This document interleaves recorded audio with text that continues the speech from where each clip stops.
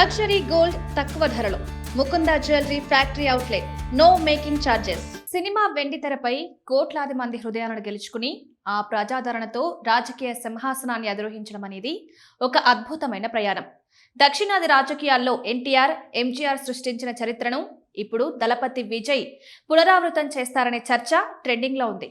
వీరి ముగ్గురి ప్రయాణాన్ని ప్రతిబింబించే కథ ఇక్కడుంది. అది ఉమ్మడి మద్రాస్ రాష్ట్రం ఉన్న సమయం. అప్పుడే సినిమా రంగం పుంజుకుంటోంది. ఒకప్పుడు ఆంధ్రప్రదేశ్లో నందమూరి తారక రామారావు రాముడిగా, కృష్ణుడిగా, వెండితెర దైవంగా మారారు.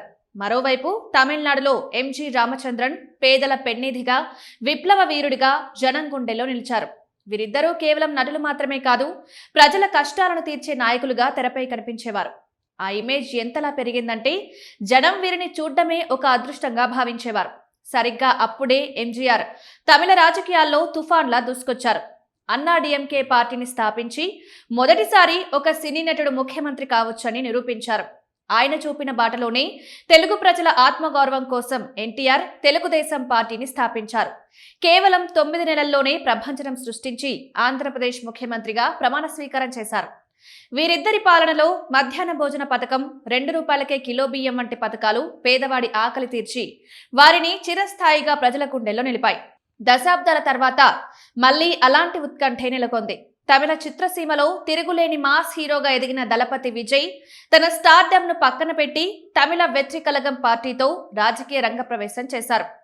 ఎన్టీఆర్, ఎంజీఆర్ తరహాలోనే విజయ్ కూడా తన సినిమాల ద్వారా సామాజిక సందేశాలనిస్తూ యువతలో విపరీతమైన క్రేజ్ సంపాదించుకున్నారు. గత 5 దశాబ్దాలుగా ద్రవిడ మున్నేట్ర కజగం, ఆల్ ఇండియా అన్నా ద్రవిడ మున్నేట్ర కళగం వంటి మధ్య సాగిన ద్విముఖ పోరుకు ఈ ఎన్నికలు బ్రేక్ వేస్తున్నాయి. నటుడు విజయ్ రాజకీయ ప్రవేశంతో రాష్ట్ర రాజకీయ సమీకరణాలు పూర్తిగా మారిపోయాయి. 234 స్థానాలున్న అసెంబ్లీలో ప్రభుత్వం ఏర్పాటు చేయాలంటే 118 స్థానాలు అవసరం.